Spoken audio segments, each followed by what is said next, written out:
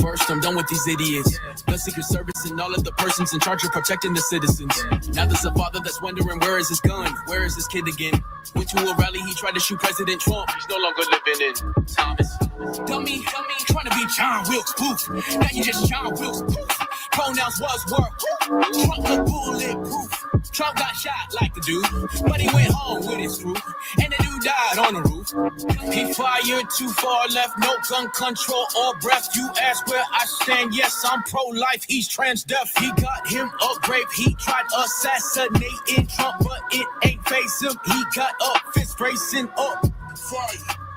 This is for Corey, coveratory. Hero who died, now his family mourning. Promise I'll always be telling your story. Him of the grim reaper, others recording. Taking out all that you wanna be talking. Shooters who trying to get some of the glory. If they shut up, no, they all coming for me. Cause that Secret Service up. Except that guy with the gun. Should've shot the shooter climbing up. Watch that female in the front. That little girl ain't saving none. Should've cleared that building from the jump. They'd all be fired if I was Trump. Just a good old boy, never meaning no harm. Beats all you never saw, been in trouble with the law since the day they was born. Straightening the curves, someday the mountain might get them, but the law never will. Making their way, the only way they know how. That's just a little bit more than the law will allow. Just a good old boy, wouldn't change if they could. Fighting the system like a true modern day Robin Hood.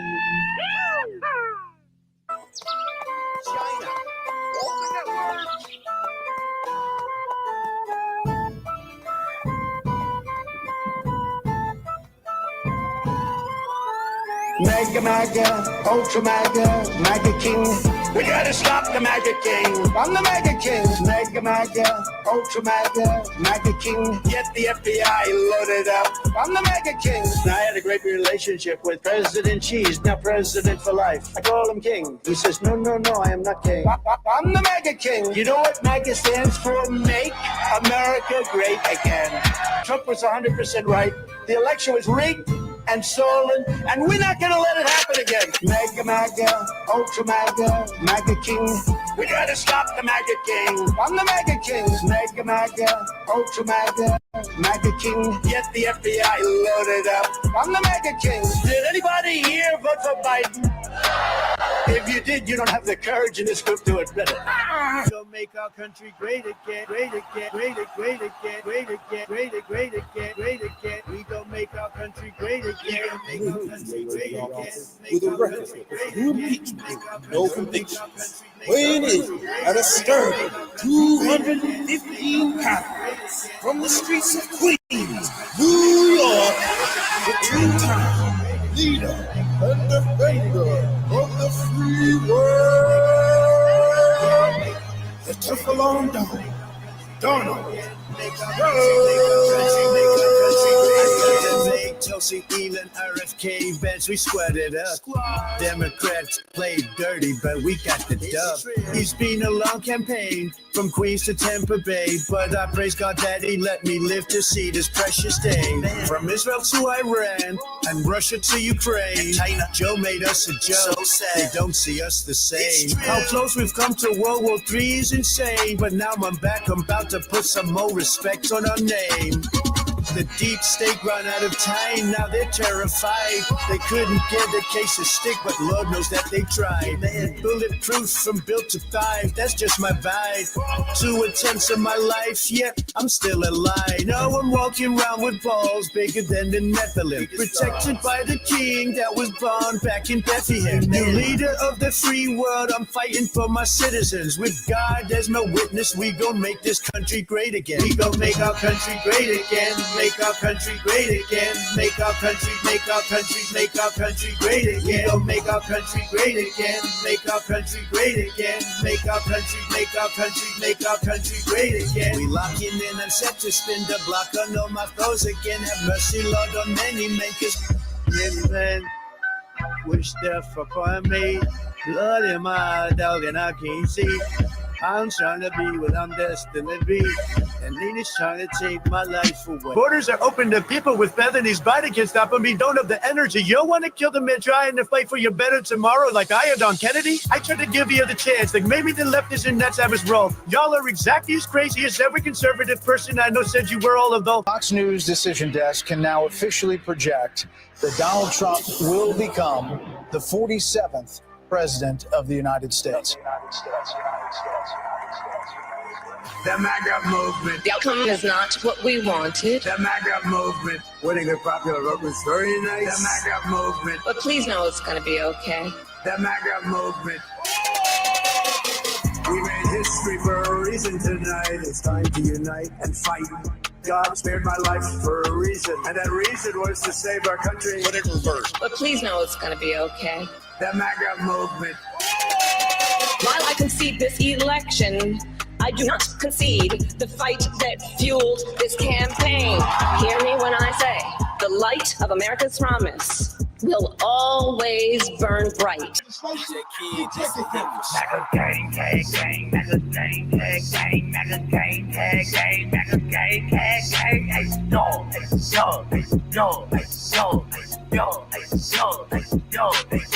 I'm a gun-toting patriot, God-fearing patriot. Pricing why they mad, cause I'm real and they be faking it. Free speech advocate, it's on my mind, I'm saying it. I'm about to buy another gun and ain't nobody taking it. Gun-toting, Bible reading, God believing, truth speaking American. This MAGA season, Democrats committing treason. Big Trump. Everyone in the hood and everybody in America voting for Trump. November 5th, hey, let's go. Hey, let's go. You know the hood voting Trump, it's too big to read. Tell the DC swamp, it's too big to read. Someone tell the fake news, it's too big to read. You know that Trump 24, that's the victory. 100,000 people plus at the rallies. Stars and stripes, MAGA hats, yeah, we style. Lock them up, Joe Biden was on that island. This a message to you rhinos, it's too big to read. Wildwood was sold out, Hiatus sold out. Blacks for Trump, you know we always gon' show out. It's a patriot party, you know that red carpet's rolled out. Mark Zuckerberg probably gon' take this post down. Unvaccinated for 3 years and I'm still breathing. Unvaccinated blood is worth some money, believe me. 60 billion to Ukraine and Biden still got shit stains. Now you pro-immigrant cause you done lost your blackface. I'ma flex this Trump card, been a boss like Rick Ross.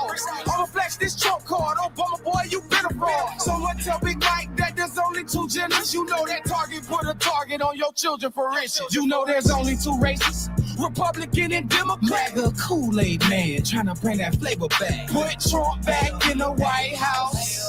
Put Trump back in the White House. Put Trump back in the White House. Put Trump back in the White House. It's victory. Got love for so many places. No love for a politician, a congressman, or a senator. If the country that they put in first ain't the United States of America. No love for these politicians with corporate interests in other countries. Only one that I serve is God. I don't serve man, I don't serve money. No love for the people living in the USA, but always hating it. Got a lot I probably shouldn't say to y'all. Matter of fact, I'll just pray on it. I'm pro-life, pro-God, pro-gun, not ashamed of it. You're worshiping bullets, you're killing babies, mutilating children, y'all are Satanists. Supporting the troops in their tour doesn't mean that you're supporting the war. Supporting the freedoms that they fighting for doesn't mean that you're supporting the poor. Supporting the country I live in and loving it doesn't mean blindly supporting the government. The world that we live in is trouble. They turn off the media. We should defund it. Supporting America for other nations does not make me a racist. If you like communism so much, I'll pay for your vacation. America first, the people are hurt. Got vets in the street with nothing to eat and nowhere to work. Sending our dollars overseas in front of these wars. No love for these politicians if they're not America first. America first, countries protect their borders. It's not a controversial subject. I say cause the southern border, it seems to get people upset. I don't care what names you call me, we have $40 trillion of debt. Uncle Sam takes half your money, then you get a low refund check. I am America first. Kamala cares a better purse. I never sell out the people to raise my net worth. The Second Amendment is there to always protect my first. I'm a better rapper than Meg Thee Stallion, and I don't even have to curse. Many men Wish death upon me. Blood in my ear, red like my rallies. The president is what I'm destined to be, but Democrats trying to take my life away. Put a hole in my ear, now you gon' see. Put a call into all my security. Better watch where you shoot if you're shooting at me, cause they'll come and take your life away. Many men, many men wish death upon me. Lord, I don't cry no more. Don't look to the sky no more. Have mercy on me. These wissy Democrats putting money on my head. Better go get your refund, cause I ain't dead. I'm the orange in the fruit bowl that ain't been found. I'm the Republican king, and I ain't been crowned. When I rally, something special happens every time. I'm the greatest, something like America in its pride. I rip the concrete jungle, I ain't never been humble. This race hot, cause I stay ready to rumble. Got a temper, Joe, go ahead, lose your head. I'm crazy, I'll grab Camel up between her legs. I walk around, cap on my head, chip on my shoulder, till I've won this presidential race, this beef ain't over. Many men, many men wish death on me, Lord. I don't cry no more. Don't look to the sky no more. Have mercy on me. Have mercy on my soul. So when my heart turns cold, have mercy on many men. I want to go to LA. Well, shout out Patriot J, Benny Johnson, Big Bongino, Alex Jones. Free my dogs and lock up. The radical left's gone crazy. I don't bail, I won't see inside a cell. Shout out Thugger, free my slime, slat, YSL. They tryna lock me up, but I'm plugged in ATL. Got homies doing life in jail, they living in hell. These DAs acting silly, my mugshot is worth a billy. So some merchant made a milli, shot McMillie out in Philly. Shot the baby, shot the Sosa, Benny Butcher, them my rollers. Called me racist, but these rappers riding with me, them my soldiers. MAGA, I am not who they are after. I'm just in the way they want to get to you, but I won't let them. Cold-hearted, no, I'm artist, getting back to where I started. I don't need to do the race, I'ma beat them RICO charges. And if I go to prison, you can't do me like the Clintons. I'll be laid up, eating steak with Secret Service, chilling, screaming, orange man bad, the whole world mad. Thug life, shout out all of my MAGA base shads. Coming for the deep state, I will stop the new world order. But before that, I'll finish walls at the border. YSL, slat, shout out Thugger. Finny got nothing on us.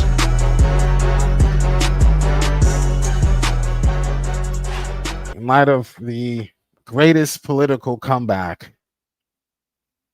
in I would say in United States history, I wanted to go over some of the victories that I've had, not by might nor by power, but by His Spirit. Find a contradiction, an actual contradiction in the Bible, instead of just suggesting there are. Here's an argument from the pocket of the liberal scholarship, or the pocket of the liberal scholar, innuendo it's called. Well, the Bible just it talks about so many different things. It just has to have a contradiction in it. There's just no way that they could have compiled all of those documents for over a span of 1,400 years, 40 different authors, and never once contradiction. So there has to be a contradiction in the Bible. No, liberal, you have to actually show that there is a contradiction in the Bible. Not just suggest, well, there has to be one because of the span of the time. The Chinese telephone game, you've often heard that as an argument from innuendo, I call it. There are 0 contradictions in the Bible. Okay, here's one example of a so-called contradiction, which really isn't a contradiction that they prop up. Mark 15 versus John 19. Mary's position at the cross. Was she close to Jesus? Was she close enough to kiss him? Or was she standing afar off? Mark 15 says she was afar off. John 19 says that she stood at the cross. Well, what's going on here? Is this a contradiction? Okay, 90% of the contradictions that will be deposited by the liberal, the same people who lost an election after having the entirety of Hollywood, mainstream media, and big tech on their side. They still lost because they're people of no substance. The worst elements of all our societies are combined in or compiled in the Democratic Party. Okay, that's why they cannot be honest, whether it's the Bible, whether it's politics or policies, etc. They cannot do it. They cannot.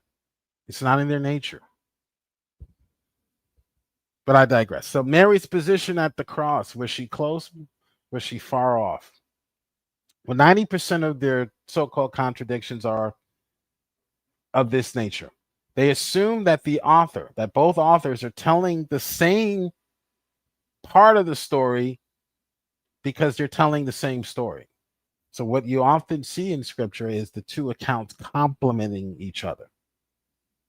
And the atheist will try to assert that John and Mark, in this instance, are telling you about the same story. Not only are they telling you about the same story, that's a safe assumption, unless you're Richard Mattson, but they're also assuming, they're going as far as to say that the details are supposed to be at the same point of the same story. So Mary could have been afar off at one point in the story, just like the girl, she could have purchased the items at one point in her shopping, and then later she went closer to the cross. I would assume, because Mark says that she was afar off, beholding the crucifixion, watching the crucifixion. I wouldn't want to be close up to that either. So she probably came closer later, and John picks up the story where he says she stood at the cross. The atheist wants you to assume that these 2 points in time are exactly the same points in time. Therefore, contradiction. But she was afar off when he was being crucified. No one wants to stand up close to that unless you're some sort of liberal, perhaps you like the sight of blood, some sort of maniac. Okay, but no one wants to stand up close to that. So more than likely, she came up to him after the beatings, after the spear was plunged in our Lord's side. She probably came up then and stood at the cross close to him. Okay, so this is not a contradiction. You have to show that there is an actual contradiction, not just a difference in the accounts, in the details in the accounts. There were 0 contradictions. Then there's the Saudi challenge. All right, this is a tough one for many liberals. The Saudi challenge is, while I use the word Saudi here, obviously I'm intending to communicate something other than the country of Saudi Arabia. But the challenge is to find a licensed physician that will publicly state this behavior is normal, natural, and healthy. Okay. And notice here that I define natural according to Oxford Dictionary.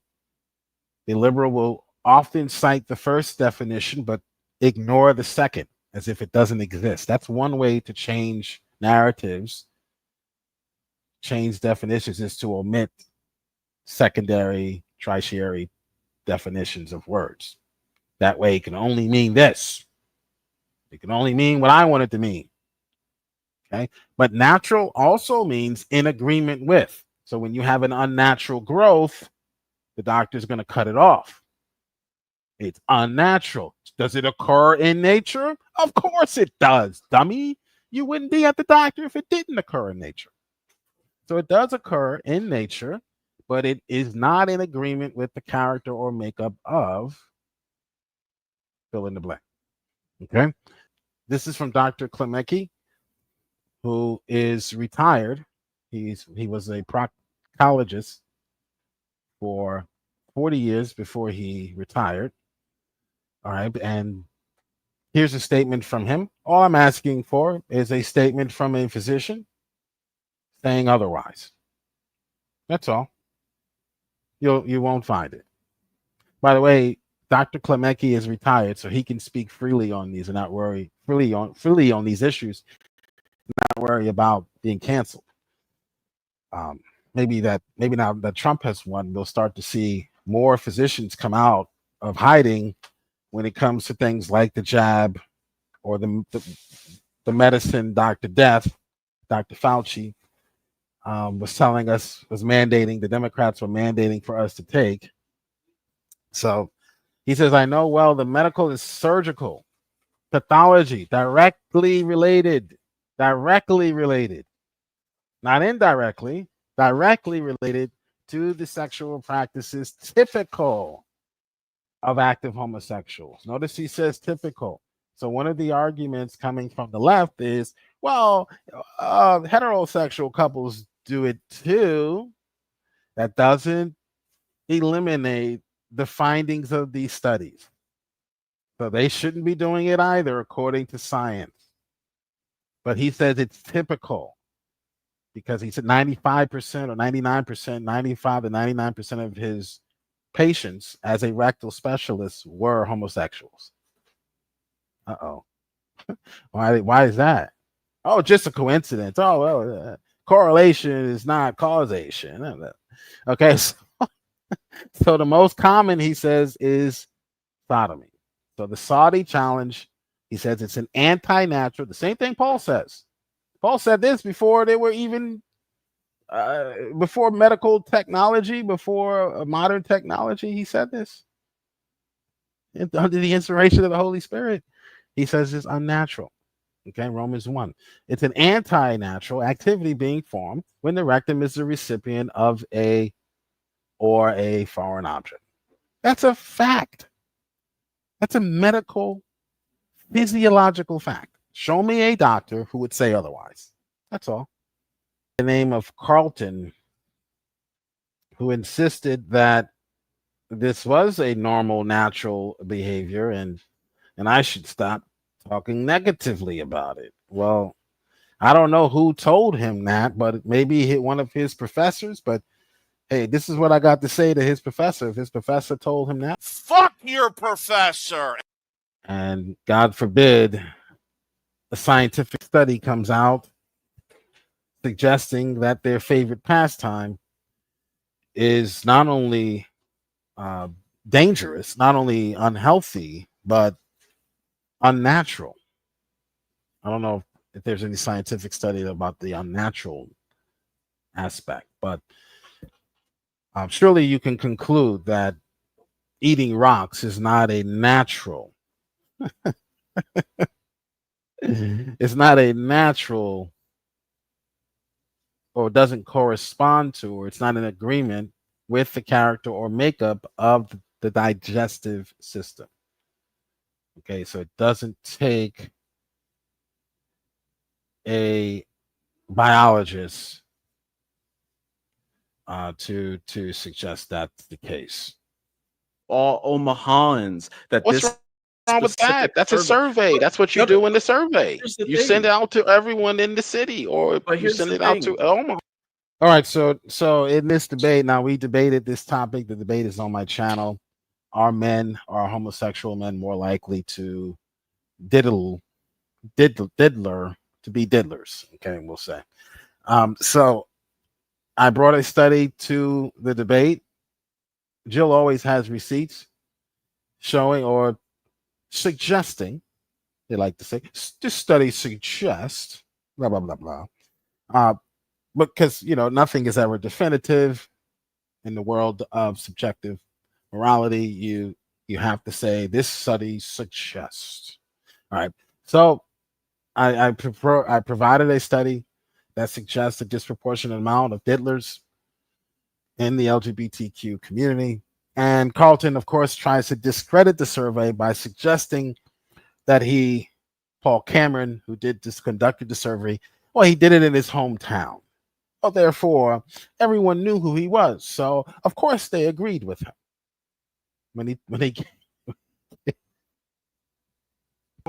That's not a blind survey. Yes, it is a blind. Okay, let me educate you on what an unblind. Let me people know educate you. that What it's is a coming blind from survey? his group. What People is a know blind? that it's Define coming. blind survey, People please. know that it's coming from his specific group. A blind survey would be No so one that even you knows don't who Paul know who it's Cameron coming. is. You're making it Yes, seem like this was no, no, President no, Trump walking no, around no, no. doing a They survey. Do know you want me what to be? right Do you want here. to vote for me next year? Here it is. That's not what's No, going here on it here, is. bro. Look, it says Lincoln psychologist Paul Cameron. They know who he is. He is a local. They know who Paul Cameron.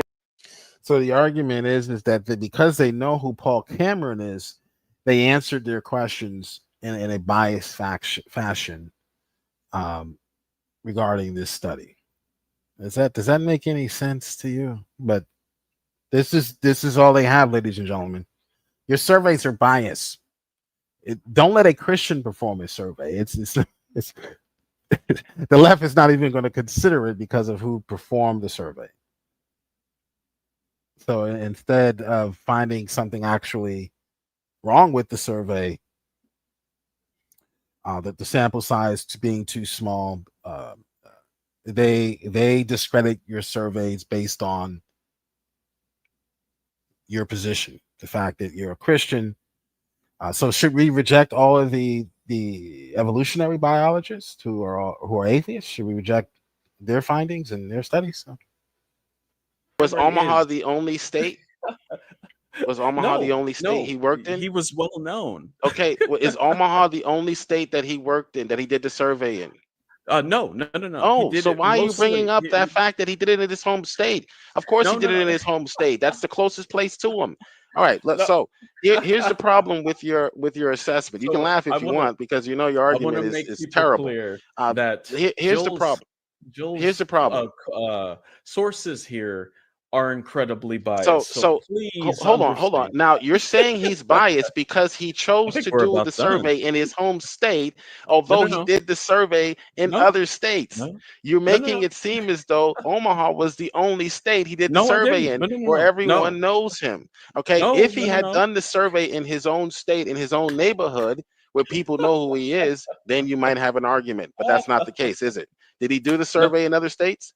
I say he did in okay, so why are you bringing up the fact that he did it in his home state also? Why is that relevant? That's what liberal did, and they've trained atheists to do the same. That's what we call innuendo. Hey, did you know that Paul Cameron conducted that survey that says something I don't like? Did you know he did it? He only conducted that survey in his home state around people he knows. That's what we call innuendo. Hint. Innuendo is a hint. They want you to take the bait. They want you to take the hint and say, you know what? That must mean the survey is not legitimate, because he only did it around people that he. So that's what we call innuendo. That's all liberal scholarship is made up of today, gentlemen. That's all they're made up of. That's all they have left. They have no more bullets in the AR. Their gun is empty. They've already missed Donald Trump twice already. They've already missed. They shot all their bullets. This is all they have. Well, did you know that the person that conducted that study, he was a Christian, a devout Christian? This is all they have. Well, one, because that's one of the municipalities, but one also, of six. But also one of 6 municipalities where he conducted the same survey. So it wasn't just his home state. So because they can't find a licensed physician, because they can't find the study, they're going to try to discredit yours. And that's their approach. They're going to try to discredit Dr. Klemecki. Well, he's a Christian. Of course, he's going to say this. What does this have to do with Christianity? What does this have to do with Christian? This is what the man observed over 40 years. Now, his Christian ethics may have brought him to the point where he had to be honest and come out with this information. Because if he's not a Christian, he has no he has no unction to do that, to do such. He has no obligation to come out with this study. In fact, he's not going to come out with it because he doesn't want to upset anyone. So you go along to get along in the Democratic Party, in the atheists or the far left. You go along to get along. They have what they call microaggressions. So you don't say things, even though they might be true, that might offend someone. You rather keep that to yourself and not provide the truth of the matter, which is why they can't be trusted. Because when they think they're doing good, they're doing evil. So the challenge is to find a physician that will refute the idea that it is okay to Saudi someone. Okay, biblical slavery challenge. Oh, this one. I had fun with this one. Me and Praise, we've done debates against Dr. Josh, other atheists, and no one has met the challenge yet. They cannot meet the challenge. That's why I made it. I don't make challenges that atheists can meet. This challenge is tried and true and tested. All right. You could use it as well. Biblical slavery doesn't exist. Now, there's a caveat. And if you don't include it in your argument, you're going to be made to look like a fool. When we say slavery doesn't exist, you must be sure to mention the fact that we're defining slavery as defined today. Slavery as defined today does not include voluntary servitude as it did in the ancient Near East. Both would still be called an aved, someone who was forced to work and someone who was not, volunteering, working to pay off a debt, working for food and shelter, migrant workers. Okay, so they were all put in the same category as aved. So in our culture today, we have a distinction, but we make a distinction between an employee and a slave.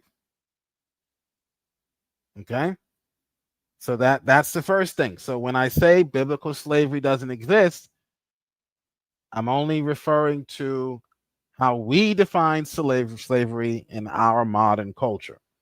All right, the Hebrews used slavery to denote both voluntary and involuntary servants. The only scenarios in which involuntary service would be sanctioned are in scenarios in which we would sanction them today. Like a criminal, for instance. You go to jail and you still work in jail. Corporations, as I showed you on one of my biblical slavery challenge videos, slavery is a job.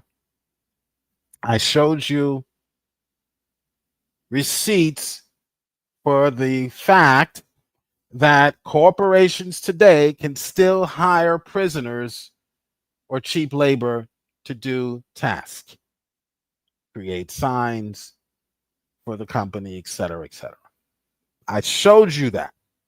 I showed you the organization that partners with corporations or is the middleman between corporations and the prison system. I showed you that. So don't cry to me and tell me that prisoners don't work. Yes, they do. Yes, they still do. You've gotten rid of the chain gangs because you've complained and cried, liberal, for 20, 30 years about the chain gangs reminding you of what your ancestors did, the white liberal. So you got rid of the chain gangs, but you did not get rid of the corporations that are purchasing prisoners. Okay? Therefore, so the only time that in the scripture where that is sanctioned is if you are a prisoner. To be frank, to be succinct. Therefore, biblical slavery, when defining the word slavery as we would today, does not exist. The challenge for the skeptic is to prove involuntary servitude of a person in scenarios in which we would not confine or enforce servitude on another involuntarily today. So you must show that this situation that this person is in would not be the same. They would not be confined had they committed that crime today. Don't point me to a rapist and say, hey, this guy's a bond servant. What's going on with that? Don't point me to someone who stole 20 cows and now he's a bondservant and say, see, slavery. No, Negro. He's paying restitution. According to Exodus 22, I believe, you can work as a slave to pay back restitution, to pay restitution for a crime you committed. We would not define that as slavery today. Okay, so that's the biblical slavery challenge.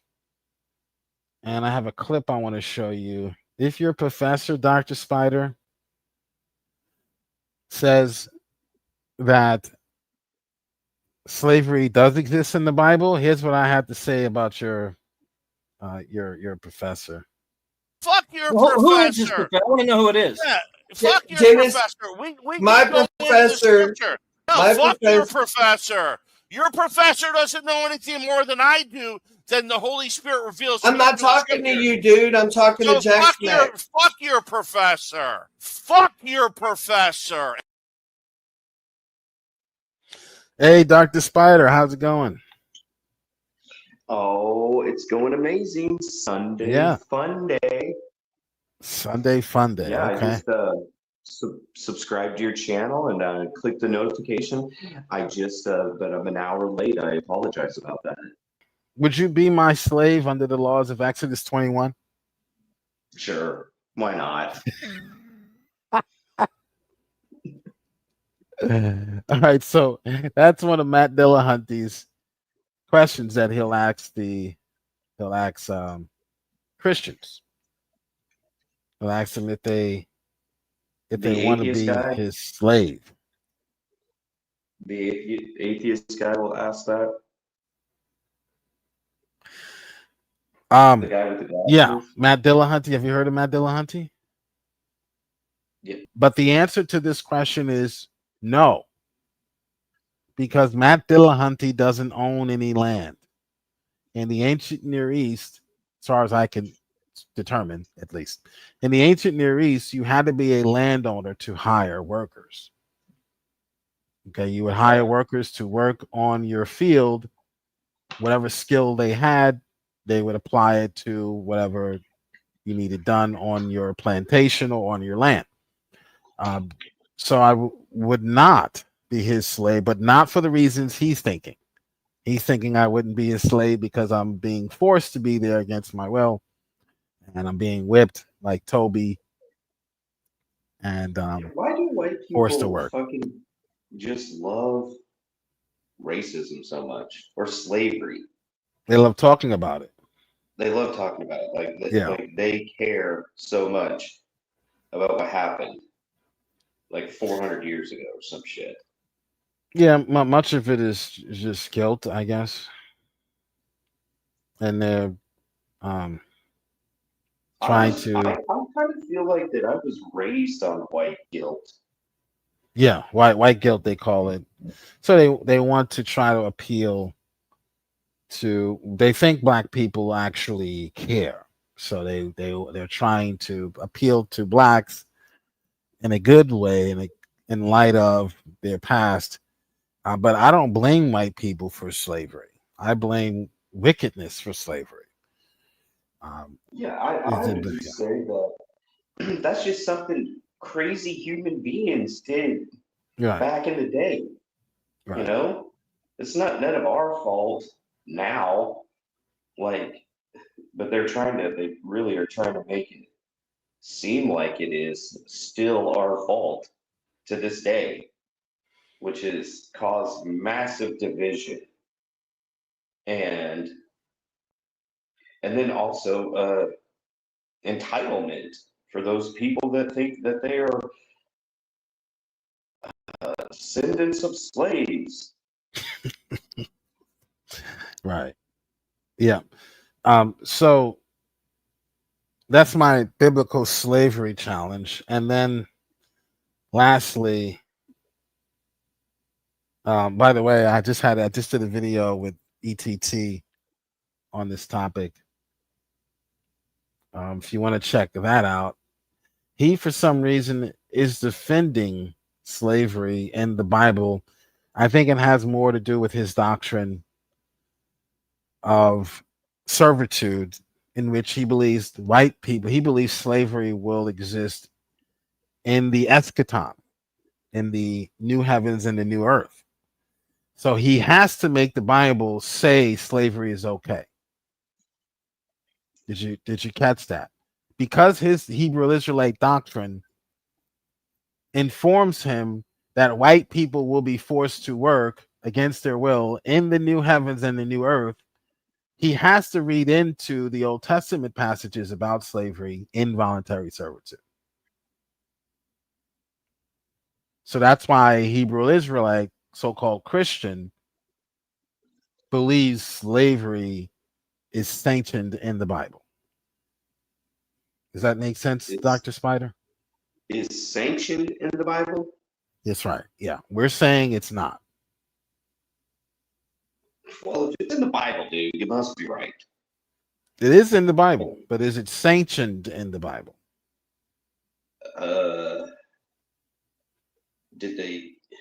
Was there like a... There's murder. There's murder every day in trying to think of a biblical or a liberal city, Baltimore, Maryland. But is murder sanctioned by the state, the city of Baltimore? No. So slavery does take place, and the Bible records slavery, like the selling of Joseph into the Midianites, which was considered a great evil. God says this is a evil. Okay. So the Bible does record the act of slavery, but never sanctions it. Yeah. Well, Got it? I'm not too familiar on the whole sanctioned. Like, I don't know if the Bible got a hold of the athletic commission to like sanction blacks to be slaves. I don't really know. But you know, honestly, if you've got some freaking douche nozzle with a Red Bull hat on and some sunglasses, you probably should just agree with them. Because if you don't, you're never going to get anywhere. Well, wait. Well, that's ETT. Yeah, and that's why I think he's promoting slavery in the Bible. Oh, now he's promoting slavery. Well, yeah, because he's Hebrew Israelite. He's trying to say that it was okay back then. Right, because he needs that. He needs that to be the case because his doctrine deposits the idea that in the new heavens and new earth, whites, because of all their treachery, they will be punished to whereby they will be slaves. The Edomites, he calls them, will be slaves of Jacob. So Esau, he takes the passages where it talks about Esau serving his younger brother. He takes that and he stretches it all the way to the end times. Okay, so there must be slavery must be sanctioned in the Bible if it's going to be sanctioned in heaven. Yeah, that's ridiculous. Yeah. We know that. I would say that if he's trying to say that it was okay back then, it wasn't actually okay back then. They might have thought it was okay. Somebody told them it was okay, but I hate to use the word evolution, we have evolved to realize, no, that's really not okay no matter what race you are. You shouldn't be able to like own slaves. Plantation is a different story. They're not owned, you know. Well, if you want to go and through my channel on slavery, just search for slavery. I'll show you that even being owned was not enough. Even today, it's not enough to suggest that someone is trafficking or enslaving another. Because I can be owned by the Baltimore Orioles. So ownership still does. What's that? You don't play baseball. No, well, I used to, but owning someone was not and still is not against the law. You have to also show that the ownership was forced. So I can sell myself to another human being and say for $100 I'll work for you until my knuckles are bare for $100 a week. I sold myself to that person, but it was voluntary. So you still have to show that someone is being forced to be sold, not just owning, or someone is being forced to be owned by someone else, not just owning. Okay. So that's part of the biblical challenge. The biblical challenge is not just to look for the word slavery or the word owned or the word purchase, acquisar. Well, I guess what I was trying to say is I think that maybe I misspoke. Like, we're not, because, like basically when I get hired onto a job, they kind of own me. They're telling me what to do. They're bossing me around. Right, but it's voluntary. That's the point. Yes. It's voluntary. So you volunteered for that. You knew what the stipulations were. You knew what the agreement was. You knew you had to be there at a certain time. You knew you had to work a certain amount of hours. You knew you couldn't be on Facebook all day, et cetera, et cetera. Right. So that was the case in the ancient Near East. If you wanted to sell yourself to a landowner, to a rich person, like Eleazar did, or Eleazar may have been born in the house of Abraham, or Abram. Abram was a rich man, and Eleazar was one of his slaves. So you had to, or your parents had to volunteer for that position. You could not just kidnap someone and put them on your plantation. That's the word I was getting ready to bring up. I was just getting ready to say kidnapped. Is that the word we're kind of looking for here? Right. That was punishable by death if you kidnap someone and force them into service. That was punishable by death. So that destroys any notion that the Bible condones slavery. What people are doing, what liberal scholarship primarily, Dr. Josh, and so what they're doing is they're looking at cases in which someone is in servitude to another, and they're assuming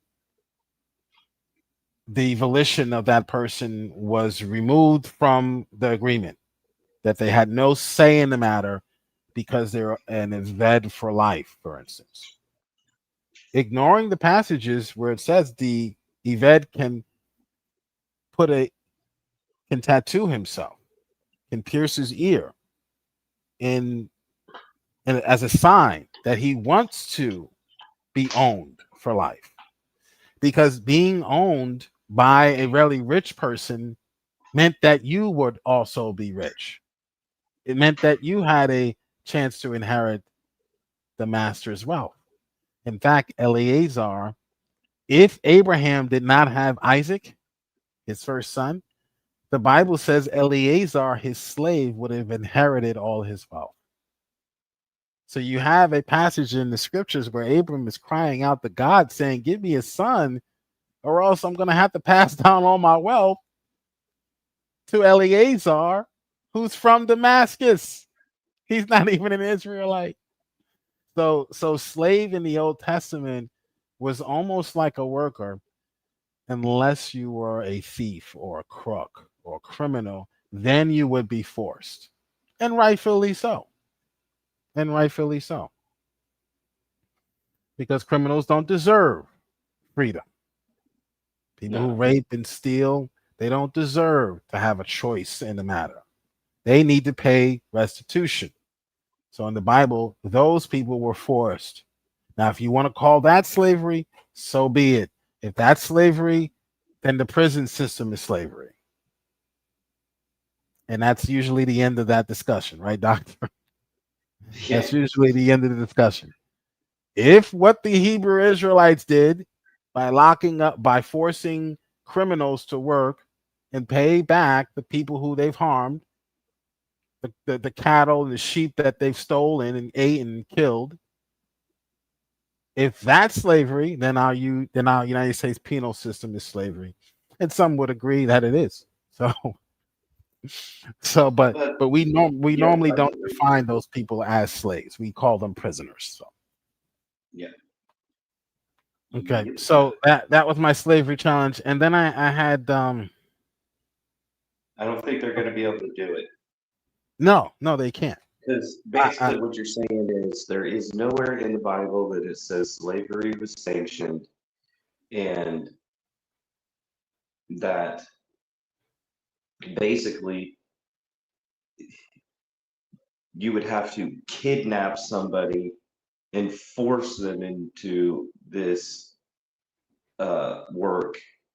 Therefore, it would be kidnapping, and that is punishable by death in the Bible. So, therefore, proving that it is not sanctioned. Wait. Kidnapping. Hold on. Kidnapping in our country is also can also be considered. What's the word I'm looking for? Imprisonment. So if you kidnap someone and you force them to stay at Rise Playland, okay, even though it's Rise Playland and it's all the fun games, you're still forcing them to be there. That's considered kidnapping. So it's not just right. Slavery.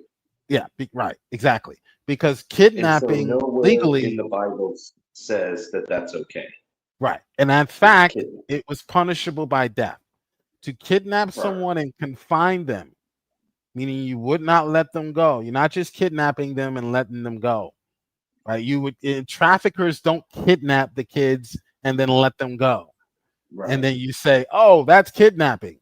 No, the kidnapping was for the purpose of confinement. So when the Bible says if you kidnap someone, whether they're found in your possession or you sold them to someone else, they're talking about slave trafficking, not just kidnapping someone and then releasing them. Okay, so Exodus 21 already destroys any notion that the Bible condones slavery. If you kidnap someone for the purpose of slave trafficking, otherwise there is no other purpose. And so now you put to death. We got some white liberal ass kissing bitch that's saying that you know what, this is how bad white people were. It's actually in the Bible that slavery was actually sanctioned. Is that what he's saying? Who are you referring to? The sunglasses guy, Red Bull guy. Well, ETT is very he's unique in that he's a Christian that wants slavery to be promoted in the Bible because his doctrine, well, he's not a Christian. He's a liberal. Well, I don't know if he's a liberal or not, but his doctrine, he needs to find. Now, the atheist needs to find slavery in the Bible for a whole different reason, because they need to discredit the Bible so that their subjective morality can then be put forth as legitimate or should be accepted as slavery in the Bible to say that it was bad. They need slavery in the Bible to suggest that their worldview is on par with the biblical worldview, because in their worldview, in their history, they condone, sanctioned, legislated slavery to a T. They perfected it to the point where Hitler is writing his army and his generals and saying, "Can we do what the Democrats are doing over there in America? Can we do that to the Jews?" That's how sophisticated this system, the machine is, and it still exists today. Okay, that's why whenever they get in trouble in politics, when they know they're going to lose, they pull out their heavy hitters, their Hollywood elites. All right, they pull out the Diddy files. Okay, so these are the same people who enslaved the blacks and kept them in the Jim Crow, and all of those laws were all sanctioned created, sanctioned, and enforced by the Democratic Party. So the liberal needs to find slavery in the Israeli system to feel better about theirs. Jill, you know what? Yeah. I'm just about freaking tired of getting around, like having rational conversation with fucking black Christians. Okay, it's just getting out of this. You, that That's almost Jordan, impossible. I can't even fucking find a white normal. God, this is. Well, yeah, having a conversation with a black liberal is no fun. Okay, and you should be armed. Well, you should be armed and wearing a bulletproof vest. Okay, if they're black. Okay, but ETT, who's not black, ETT, he will take slavery in the Bible as a fact for a whole different reason.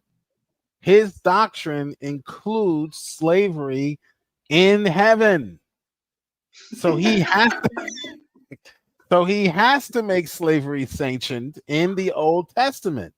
Because if it's not sanctioned in the Old Testament, it cannot be sanctioned in heaven. Well, listen, so it's kind of weird. He might be onto something here. Yeah.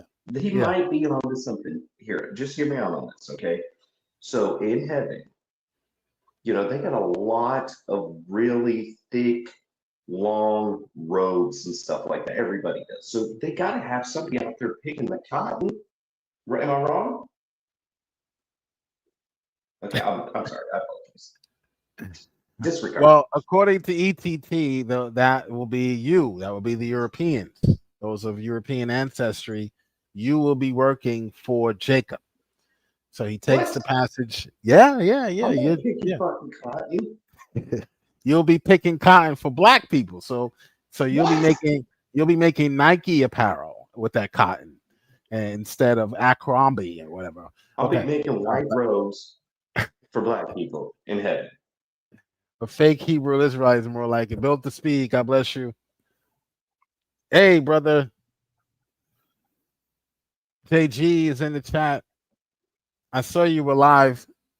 I was going to reschedule because you started around noon, and I usually start my streams at noon. But I said, now I got to get this out of the way because I got things to do today. But brother JG has debates, conversations. You know JG. Oh, excuse me. Mm-hmm. You know JG, right? He has conversations and debates on his channel. Yeah, JG. JP or JG? JG. Yeah, no, I don't know them. Okay. We'll go to his channel, Theological and Philosophy Discussions. He's going to precept you. Put that in the YouTube I'll put his chat, and then whenever I'll put his done, or you kick me out, then I'll go check. Yeah, when I'm done, I'll put it in there. But he's going to precept you. I'm just warning you, liberal. He's going to precept you till your nose bleeds, which is a good thing for you. That's good. That's a good thing for you. Presupposition. You know what the presuppositional argument is? No. Well, it's I really don't have time to explain it. It's probably not even an argument. Of course you would say so. It's just a line of what's that? I said I was just making a prediction. Well, it's basically it's an argument that attacks your beginning points in your thinking. So instead of arguing about slavery, for instance, since we're on slavery, instead of arguing about slavery being in the Bible, JG will say, well, why is slavery wrong from your worldview?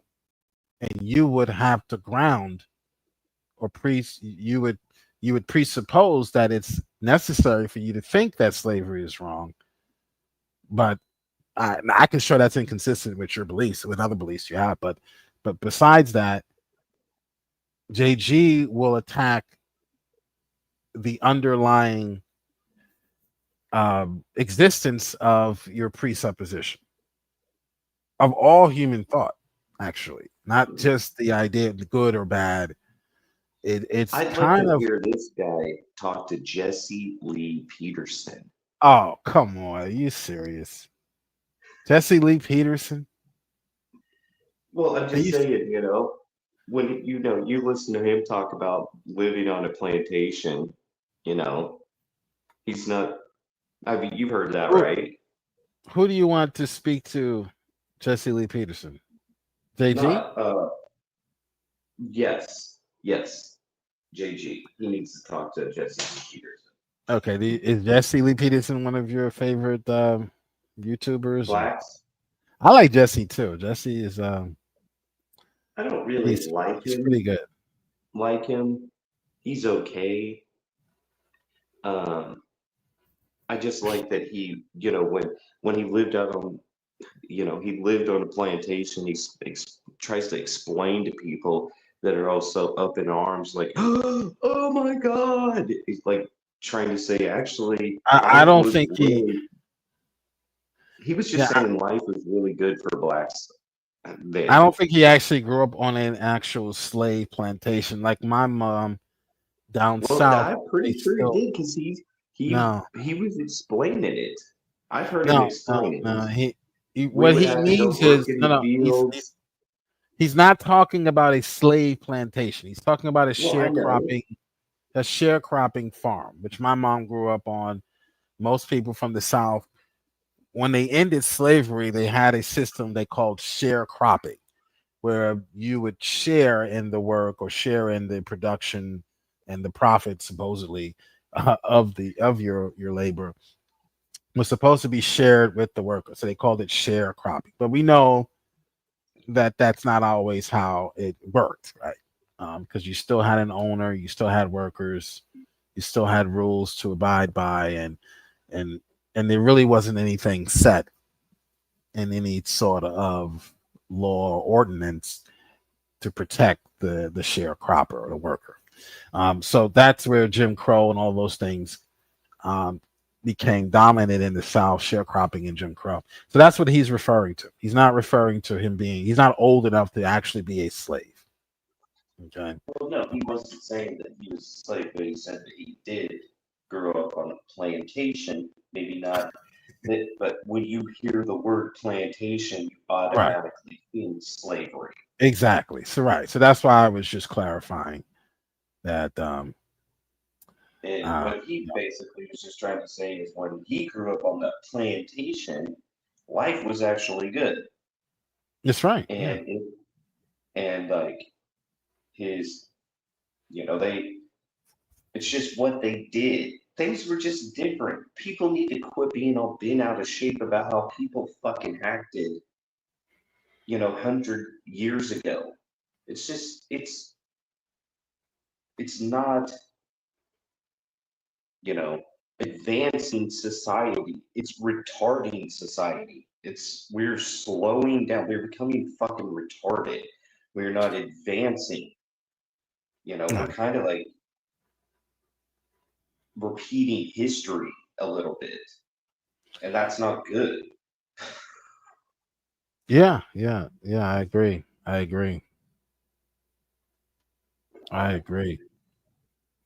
So, all right, well, just real quick off topic. Mm-hmm. How about that election, bud? Oh yeah. I go back to the beginning of my stream where I was playing some of the rap videos that we've people created since then before the election. One of my favorite I'm about to play now. Tell me, before we get to my fourth and final challenge, the Trump is a racist. VAUSH challenge. Now, what was that again? Trump is a racist. He's a racist. Trump's a racist. Yeah. You know who VAUSH is, right? The hood was for Trump. I want to go to LA. Well, shout out Patriot J, Betty Johnson, Big Bongino, Alex Jones. Free my dogs and lock up the radical left's gone crazy. I don't bail, I won't see inside a cell. Shout out Thugger, free my slime, slat, YSL. So yeah, I don't know what VAUSH was talking about. Now this debate took place some years ago, but the hood is for Trump. The hood is for Trump. They can see right through the Democratic garbage. The hood. I'm not talking about those bougie blacks. You know what? You know why the fucking the AKAs. I'm not talking about them. The boule. I'm not talking about them. I'm talking about the hood where I'm from. Oh, well, I know what you're They're talking for about. Trump. They're for Trump. Yeah, you know why? Because they started sending fucking Governor Greg Abbott started sending the migrants to their hoods. That's right. And the city started giving them all the free money. And then that's they were right. like, oh, that's hell right. no. That's right. They saw what the Democrats were doing with the money. And the money, money talks. Like they saw these guys getting $5,000 a month. I don't make $5,000 a month. They're like, oh, hell and you no. giving them, you giving these cats, that's $60,000 a year. You giving these cats $5,000 a month. They started trying to on the do the street math starving. on that shit. So then the blacks woke up. It's like they in the hood, and they was like, it's like smelling sauce. Like give somebody else something that belongs to me. To a black person, that's like smelling sauce. Give a kid something that belongs to him. Give it to some other kid. Listen, I'm just gonna explain it real quick. See, try that in the hood. In the hood, now you have to try it in the hood because in the white neighborhood, he'll just say, "Oh, I'll just go get another one. I have another one down the street." But try that in the hood. Give something to someone else that belongs to another kid in the hood, and watch him wake up and say, "Wait a minute, this is unjust." So that's what you saw happening in the black neighborhood. Unfortunately, it took the Democrats to go this far for them to wake up. You should have saw this. You should have seen the Democratic Party for who they were after Obama, after his first term. But y'all is loyal to your people. If you was filled with the Holy Spirit, you would have recognized who the Democratic Party was after Obama's first term. I'll say before that, but just to be generous, after the first term, you should have recognized something was off about this party. If you're filled with the Holy Spirit. I think that the hood was kind of like they were doing math. They were like, all right, so these motherfuckers be getting 500 a week, and now you times 50 milli times a billy. How the hell am I not getting any of this money? And they was like, oh hell no, we fucking voting for Trump. And that's what happened. That is what happened. Yeah. We ain't even getting a billy, but all the migrants is getting a 50 million and a billy, and they doing wheelies and shit. They literally turned They literally was getting mopeds and they were riding mopeds. They were playing the music. I literally thought I was in Venezuela. The neighborhood I'm from was all black. Now it looks like Venezuela. I swear to you not. Listen, now you know what us white folks have went through, okay? So, but if you don't know who VAUSH is a far leftist hack on the internet, on YouTube. He would not even consider himself a liberal. He would consider himself to be a leftist. Are you being a male? Ask you, why can a person with a penis not be a woman? Because women don't have penises. Why not? Can you find me a dictionary definition of woman which includes that? I would only point to your mom. Did your mom have a penis? I'm sorry.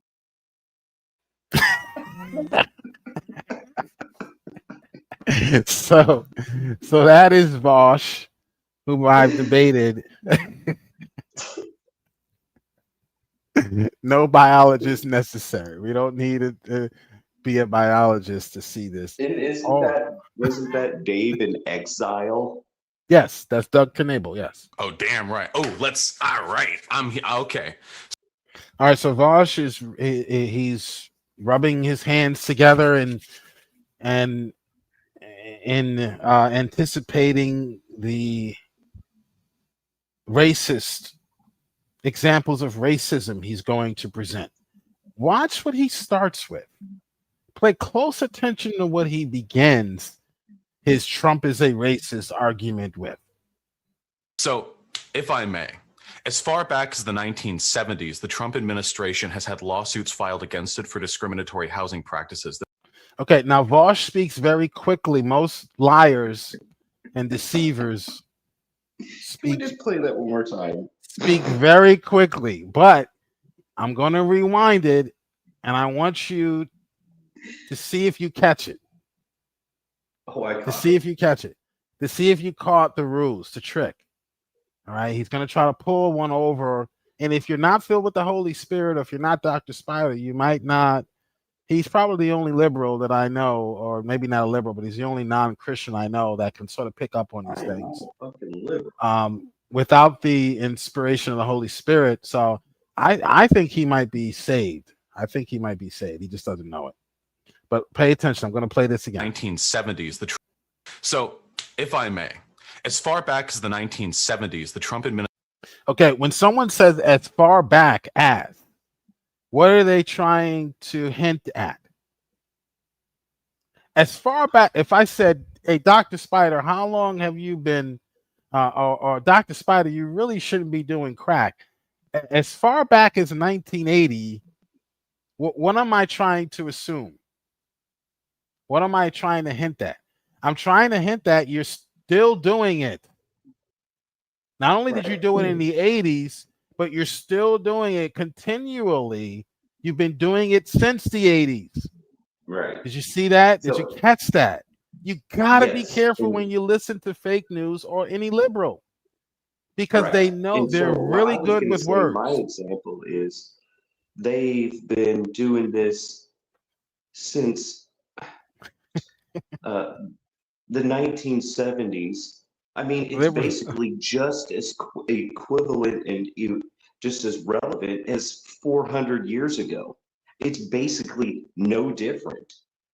Oh, they do the same thing with slavery. This is the same type of rhetoric, the same type of manipulation, the same type of what we would call word salad, or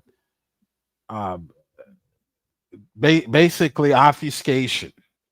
They're trying to suggest through innuendo that Trump has been practicing, that this was not an isolated incident, that Trump has been doing things like this in his business, in his organization, discriminating against blacks since the 1970s. That's what the language is trying to connote. And then, you know what? Actually, since the 1970s, he's been doing this. The Trump people have been doing this, and they have basically carried on the traditions from 400 years ago. Right. And this is also systemic, right? Because it goes back to slavery. Yeah. So they'll tie every act a white person does, whether it be Donald Trump in the 70s, they will tie it all the way back to some sort of systemic problem.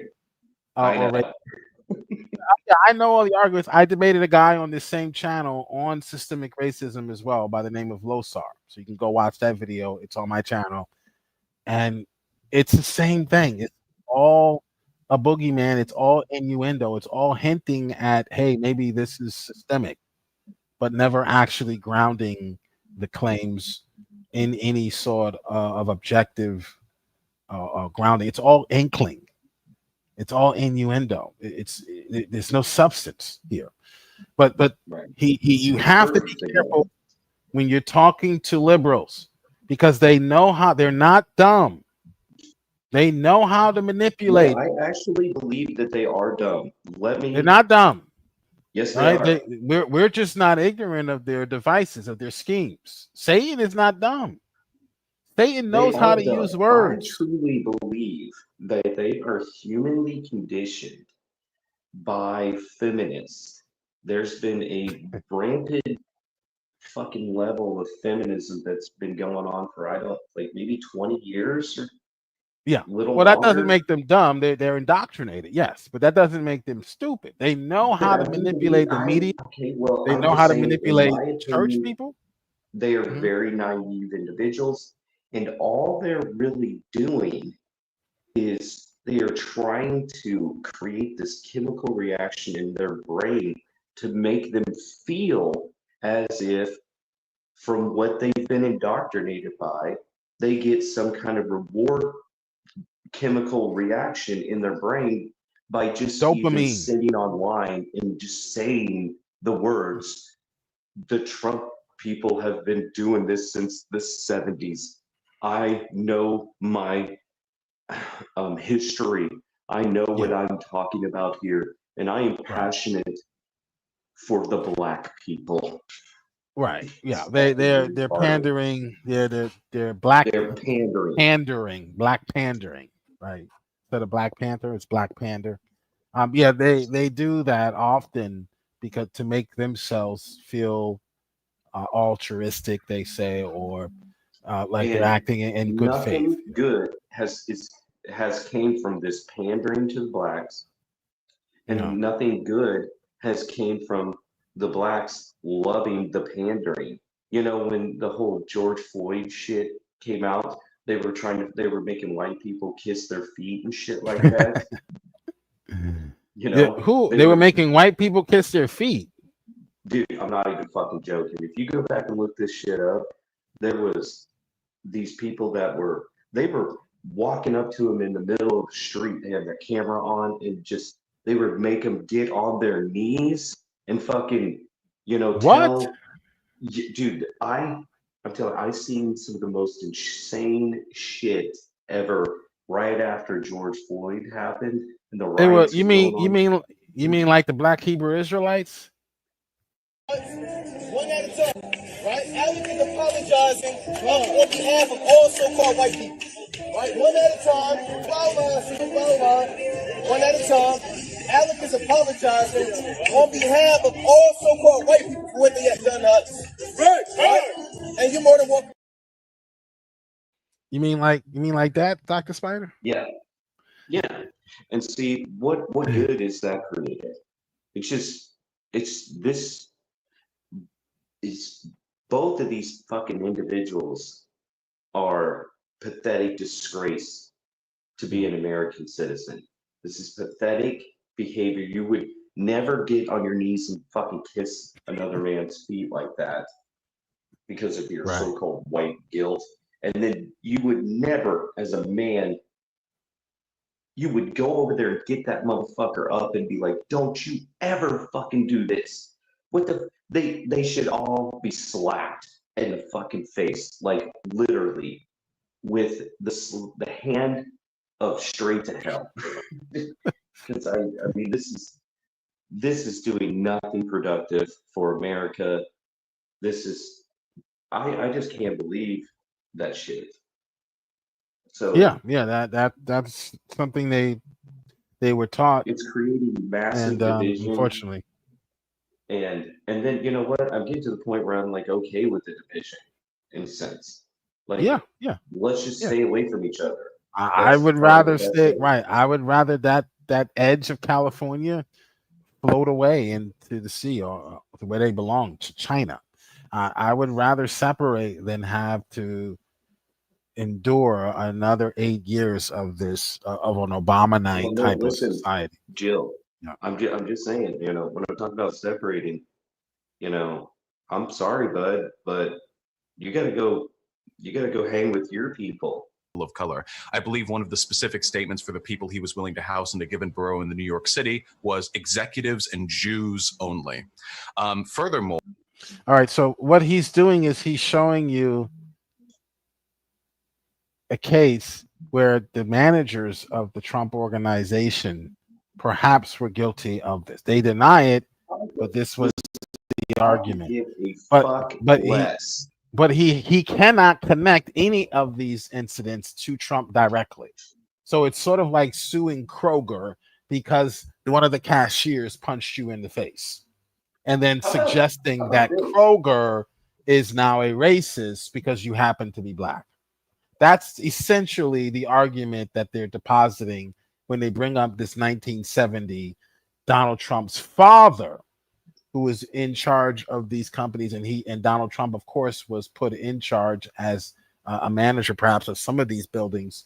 But then he has managers that work under him, and they were the ones that were doing this allegedly, that were discriminating. And I'm sure, like Trump does, he fired all of them.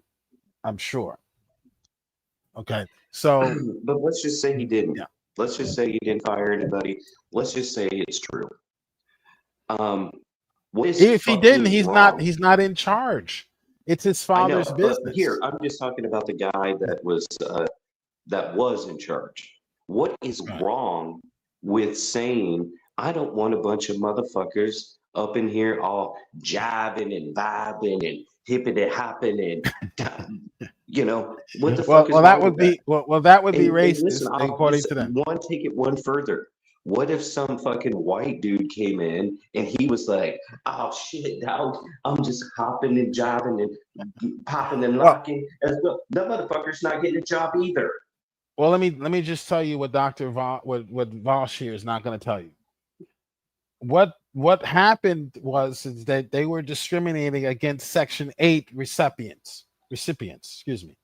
So if you were a Section 8 recipient, which disproportionately means you're black, in that area, in that part of the town, okay, there was a disproportionate, still today, amount of African Americans on welfare.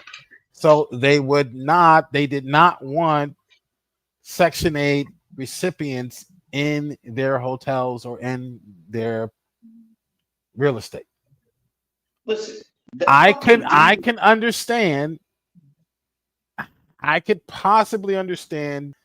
I could see why. I know what a Section 8 recipient can do to your house, to your property, because they don't own it. And when you don't own something, you take less care of it. Right. So it had really nothing to do with race, but the majority of the Section 8 housing recipients are black at that time. So they were called racist. They got sued. They settled as a company.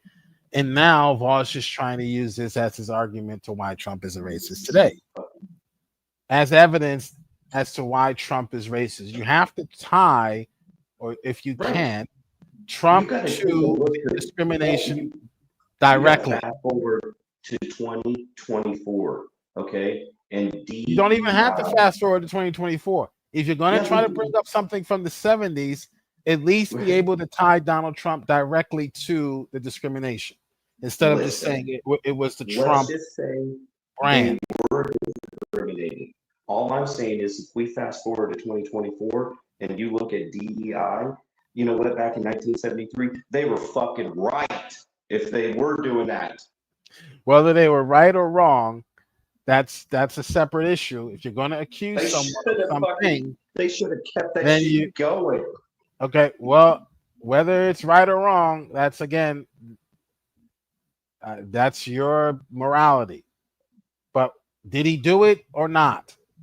You have to be able to tie Donald Trump directly to the applications being rejected, or that he had knowledge of it and did nothing of it, and had the power to do something and did not do anything. That's what you would need to do in a court of law, not just show that he is responsible from a civil perspective, which a lot of companies. Did he get a bunch of black people out of fucking prison? Did he get some boxer out of prison? Yeah. He did a lot of he did a lot of that reforming, jail reform. He did a lot of that. There are plenty of pieces of anecdotal evidence from those who are close to Trump that indicate that he may have racial prejudices. It was said by one of the executives of one of his casinos that they were told to clear black people from the floor when Donald or Melina would come to visit. I doubt that ever happened. So this is not an actual concrete claim or argument. they had to clear the black people from the floor. It's hearsay. Now, he wouldn't accept hearsay from what he thinks is in the Bible, but he will accept hearsay when it's something about Trump, negative about Trump. So we can discount that one. That doesn't work. How many blacks were there? Clear out all the blacks. Yeah, no one believes that garbage, but it's hearsay. That's why he said, "Well, someone told this guy, no one believes that." There's the Trump birth. There's the birther movement with Okay, the birther movement is not a racial movement. It's not a racist attack on someone or their color or their skin color to say, "Hey, you weren't born here." That's not a racial. I could say that to a Chinese immigrant, illegal immigrant. I could say that to someone from Pakistan. That has nothing to do with your race. You're either here legally or you're not. You're either born in America or you're not. But every time someone says something about a black person, it's deemed as racist. That's not racism. All right, let's get to this. Do we even get to one legitimate one yet? One reason why Trump is a racist? Did he say the N-word? Give me something. Obama. There's the comments, the continuous comments about Mexico. The fact that he has made really weirdly dog whistly comments about black. Okay, dog whistly. So when a liberal says dog whistle, translate that as I don't have shit. I have nothing but shit.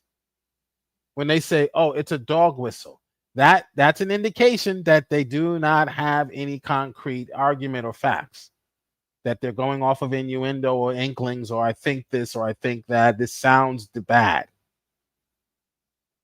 This sounds bad when he says bloodbath, right?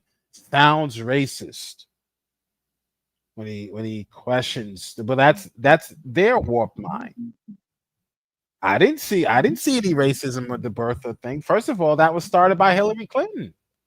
Hillary Clinton was the first one to question Barack Obama's birth certificate. You know what? Which is a fake, by the way. It's a fake. Yeah. Are you dog whistling to everybody right now that you're an Uncle Tom? Yeah. I'm an Uncle Tom. People and Hispanic people being responsible for committing most of the crime. There's the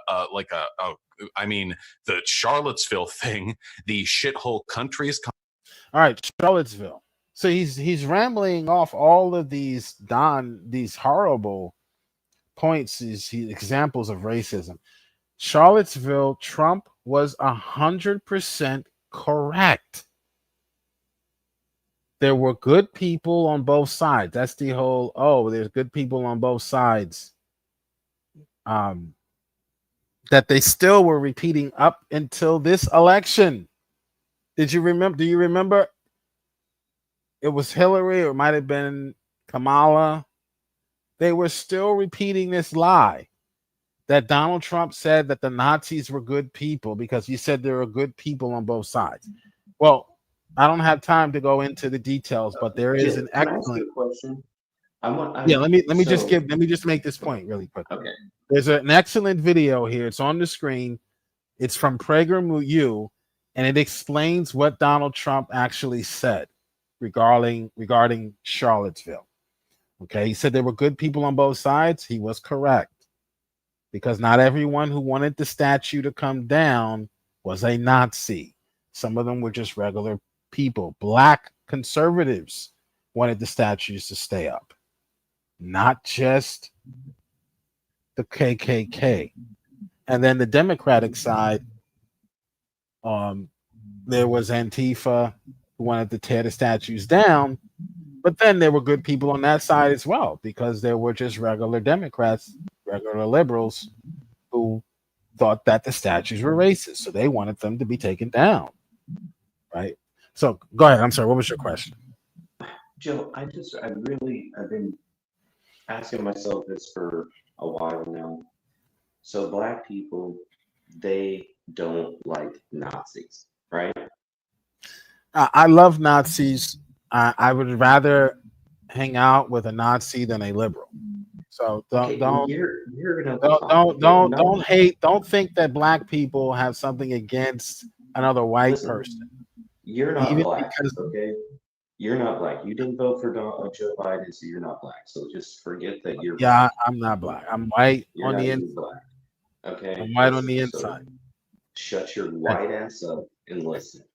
Okay? All right, so I'm gonna play the video because I really do got to get out of here. So okay, but I want to ask you a question. Yeah, what's that? Why is it that black people don't like Nazis? They literally just killed a bunch of other white people. Ponder that for a while. You need a boogeyman, and the left is really good at. You would think that black people would love Nazis. The left is really good at monopolizing past or hurt. So are you muted? Can you mute your mic, because there's an echo? I'm going to mute your mic if you're not talking. So the left is really good at providing a boogeyman, someone to hate, to deflect from the people who are actually doing the harm to the black community themselves. So that's what that's all about. But I'm gonna play the video again. The fact that Michael Cohen made indictful comments to him concerning his racial prejudices when he was testifying before Congress. There is such an overwhelming confluence of evidence to indicate that Donald Trump has racial prejudices of some kind or another. He asked a judge to recuse himself from commenting on a Trump University case because that American judge was of Mexican descent. Okay, now in my rebuttal, this is what we call a Gish Gallop, where the liberals just piling on. In my rebuttal, I only responded to 3. So when a liberal does this, when he tries to pile on these arguments, only deal with 1 or 2. I dealt with 3 because, I just had the time. But normally you won't have the time in a conversation on a YouTube stream, an hour or 2 stream. Only answer to 1 or 2 maybe. Okay, don't try to answer all of them. So I answered to Charlottesville. I answered to the Central Park 5, which is going to bring up here in a minute. But the Mexican thing I didn't respond to, so I'm going to respond to it now. When Donald Trump said he did not want this judge to be over his case, it was because the judge was Mexican, but it wasn't because he was Mexican. Now, let me explain what I mean by that. The media had done such a great job of propagandizing the idea that he was racist against Mexicans. They've been doing that and stoking up those fears as they normally do around election time. And because of that, the Democratic Party, who's the media is an arm of the Democratic Party. Okay, they're part of the Democratic Party, part of the elite, the socialist elites. So because of that, Donald Trump did not feel as though the judge can be impartial,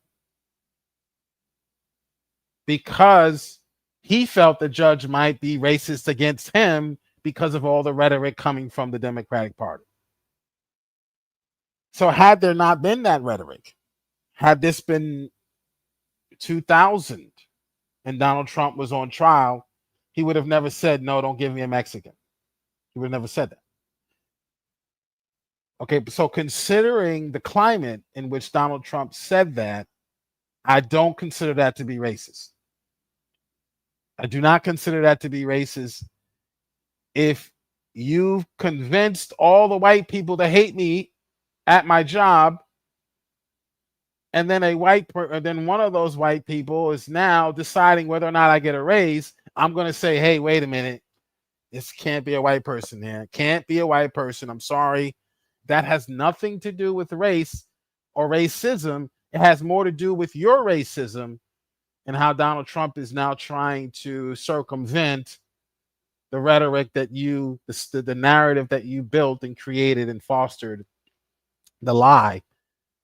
The interesting thing about the Bible, when it talks about Satan, it calls him the father of lies. That word denotes a little bit more in the Hebrew than what we consider to be father or creator, we'll say, the origin of lies. But it also denotes what a father does with their child. It raises the child until it's mature, or what a father's supposed to do, right? Right. So someone who is the father of lies, not only is he the origin of the lie, but they foster and they care for the lie. They protect the lie. They shun any dissent. They block your YouTube channels when you come out and say, hey, you know what? This isn't really that bad. This is really like the common flu. It's actually common flu is actually a lot worse. And so they're sons of Satan in that they protect the lie. Even when the lie is exposed as a lie, they will still protect it. That's how you can determine the children of God versus the children of Satan. The children of God, when there's a lie that they believe, they like, oh my God, they feel so bad. The Holy Spirit is convicting them. They don't father the lie. They don't try to grow it up and have it walk on all twos or fours like the liberal does. They're so steep in their pride that they continue this VAUSH lie about Charlottesville up until the very election day. Ladies and gentlemen, that's why Donald Trump won. Hello, Wolf Den. That's why Donald Trump won. That's why we're celebrating today. That's why he's out on bail, because he don't bail. Well, shut up, Patriot J, Benny Johnson, Big Bongino, Alex Jones, free my dogs and lock up the radical left's gone crazy. I don't bail, I won't see inside a cell. Shut up, Thugger, free my slime, slat, YSL. They trying to lie. My mind's telling me no, but that crack, y'all, that crack keeps telling me yes, gotta go. All right, so I have to get out of here, Dr. Spider. I apologize. I'm staying in a room. Front desk just came. The white man, the white bitch just came to my damn door. Knocking on it. I've been trying to search my room. She's like, I think I smell weed smoke and cigarette smoke coming from this room. I'm like, bitch, I don't know where you're getting that from, you fucking dumb whore. They fucking white people, they just piss me the fuck off. Maybe she'll go to sleep. Maybe she took the jab and she'll go to sleep soon. Like this lady.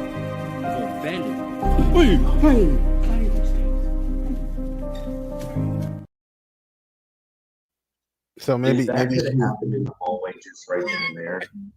Maybe I'd be a believer.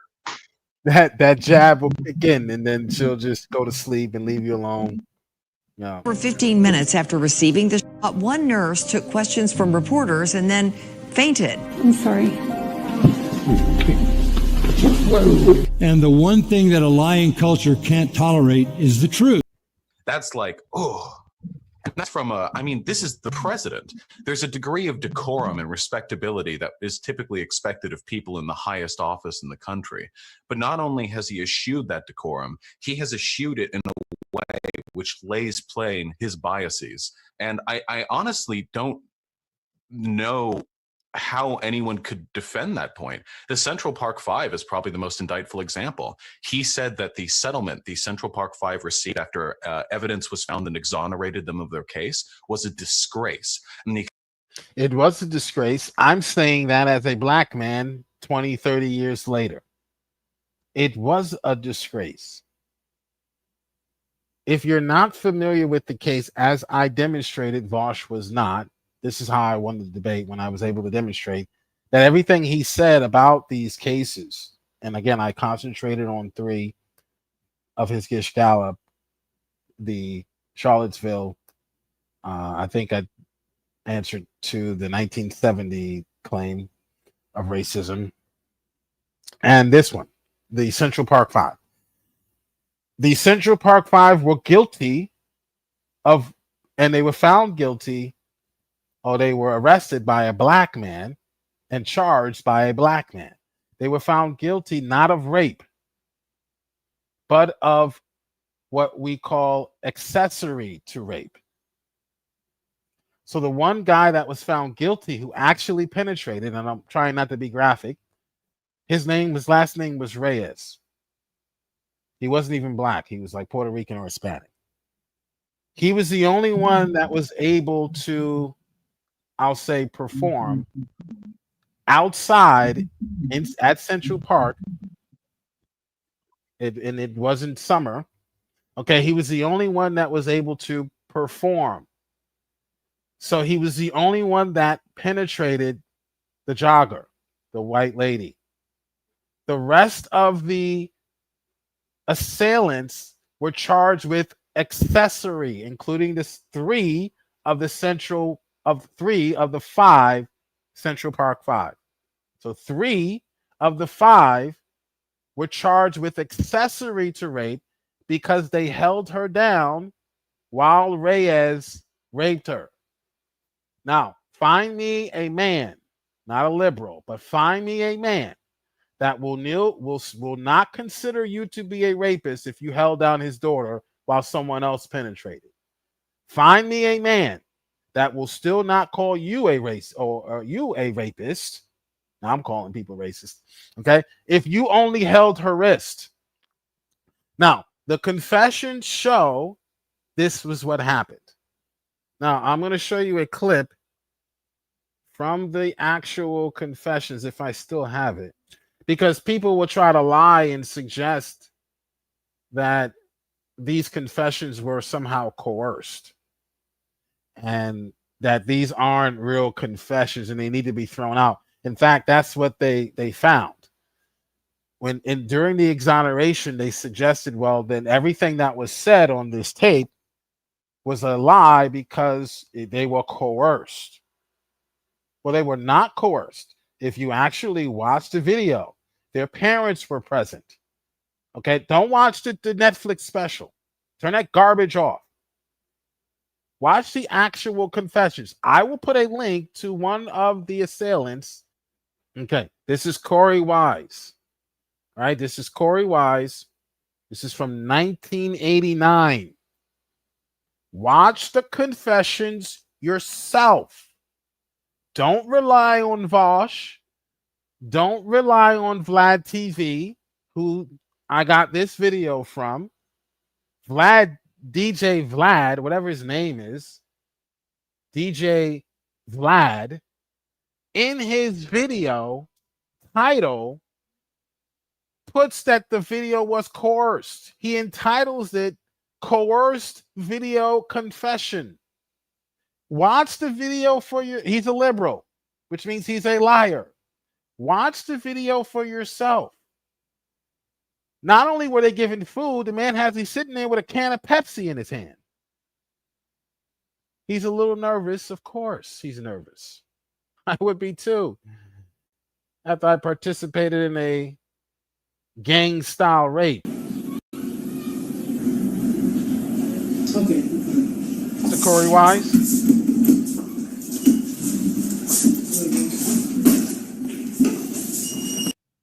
Been given a can of Pepsi. He looks comfortable to me. He looks a little nervous. You see his leg is shaking. That's usually an indication that the kid is nervous, or he's about to throw a chair at you. Take your pick, but he's not throwing any chairs in the precinct.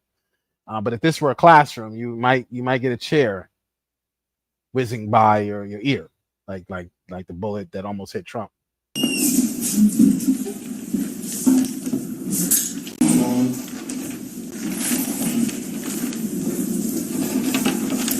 My name is Elizabeth Lederer. I'm an assistant district attorney in New York County.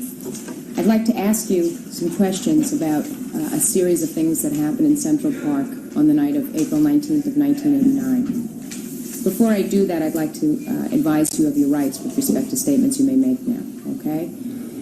You have the right to remain silent and to refuse to answer any questions. Do you understand? So he's read his Miranda rights. Okay. He's provided with food, pizza, soda, chips, and all 5 of them. There's a video online for all 5 of them, but I can only find Corey Wise. I could understand why they want to erase this history because it doesn't fit their narrative that they were exonerated for rape. They were never charged with rape. So how can you exonerate someone for something they were never charged with? Well, that was the trick. The trick was to get you to think that they were charged with something they were never charged with, so that when the exoneration comes, you could say, boy, those kids were innocent. Bum, bum, bum, bum. You got to pay attention to the language the liberal is using and the details behind that undergirds these decisions you're making, these statements you're making. They were exonerated for rape, but they were never charged with rape. Only Reyes, who's not part of the five, Reyes was there wilding out with another group of kids. This is usually how these things work in New York. I never participated in any of these wilding out sessions, but groups of kids would get together and they would start robbing and stealing and beating people up, but particularly white people, like Dr. Spider. Right? Well, there's a white bitch that I want to beat up right now. So. Like he wants to beat up a white person himself. So hatred for white people has gone. This goes all the way back to the 80s. Okay. So when Reyes was caught, Reyes was charged with rape. I think he's still in prison. He might be out now, but he was actually charged with rape. This guy, Corey Wise, the guy that you saw earlier with the Pepsi, he was never charged. He's one of the Central Five, Park Five that you see now grown up doing these interviews, doing these, all of it was designed to help beat Donald Trump, doing these videos, doing these interviews, and doing these Netflix specials. Okay. Talk to the guy who actually arrested them. He'll tell you that there was blood on their shirts from the lady, from the girl, that matched the girl that was beaten and held down and raped. So again, the men here, and here's a man, I'm going to ask him, here's a man after God's own heart. If a group of boys hold down your daughter while someone else rapes her, would you still want the person who held her wrist charged with rape? Vecco, you there? Yeah, absolutely. Yeah, I want that person shot. I'm surrounded by blacks. That's right. That's right. So these kids, take them out. So these kids were never charged with rape. They were charged, so they went easy on them. Even in 1986, I would have charged them with rape if I was that judge. They're still, even though they couldn't penetrate, they should still be, because they had every intent on doing it. They had every intent on doing it. 3 of the 5. Well, it doesn't count. Why? They weren't erect, so it doesn't count. 3 of the 5 testified. Now, DJ Vlad and the rest of these woke liberals are going to try to suggest that this confession was coerced. How do you coerce that out of somebody? Well, I tried to get it up, but I couldn't. That's not something you coerce out of someone else. You don't coerce that type of detail. You may be able to coerce, yeah, I did it. That, to me, might be more of a coercion type of thing. But if someone gives you details, like, hey, we tried, they probably thought they was going to get away with it because they didn't actually penetrate.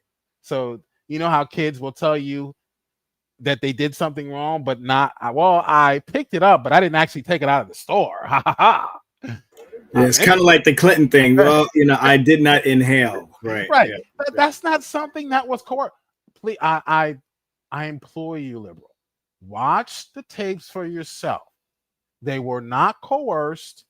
The information all matched the events it matched the testimonies of the people at the scene. It matched the testimony of the arresting officers who found blood on their shirt. They held the woman down. They did not rape her. They were charged with accessory to rape, which in my book is rape, especially when you're holding someone down. You're confining them to that area while someone else rapes them. And then you try to rape them and you're not able to perform because it's a cold October or it's a cold evening or day, and I guess not trying to be graphic, but the only one that was able. You're missing the point here, guys. You guys are completely missing the point. You do not know what it's like to be able to not get it up for one of these. Okay, that's fine. I wasn't trying to get into that aspect of the case, but I'm just bringing out. I'm going to mute you because there's an echo. I'm just bringing out the fact that Donald Trump had every right to call for these kids to be prosecuted to the fullest extent of the law. He had every right, and he has every right to stand on that today, and I stand on that today as a black man. If you participated in something like this and you held down someone's wrist, and you have blood, they have blood on your shirt when the arresting officers come get you, and you say, well, I didn't actually rape her, I tried, but I couldn't. And then you get charged with accessory to rape. And then later someone comes along and exonerates you of rape, but you were never charged with. Yeah, I'm going to stand on the fact that that individual should be in jail. I'm sorry. Mind you, that this had nothing to do with race. The people who did it happened to be black. Mind you. You guys just obviously have not felt oppression. You just don't know what it's like. Don't know what it's like to what? I guess be black. It's funny you say that, Spidey, because unfortunately, a lot of black people would actually look to guys like Jill and myself and say those exact words because we don't think like the monolith. Right. So I can't, I think I've had this discussion before. And you might have even seen it on my channel, my old channel, that I got into an argument with my cousin, one of my cousins, about what Trump said and whether or not it was actually inherently racist. And then, so we played the video. I think it was video or an article. I can't remember, but he said, we heard Trump say those people should be thrown in jail, something like that. And then he says, see right there, that's racist. I says, what's racist? What did he say that was racist?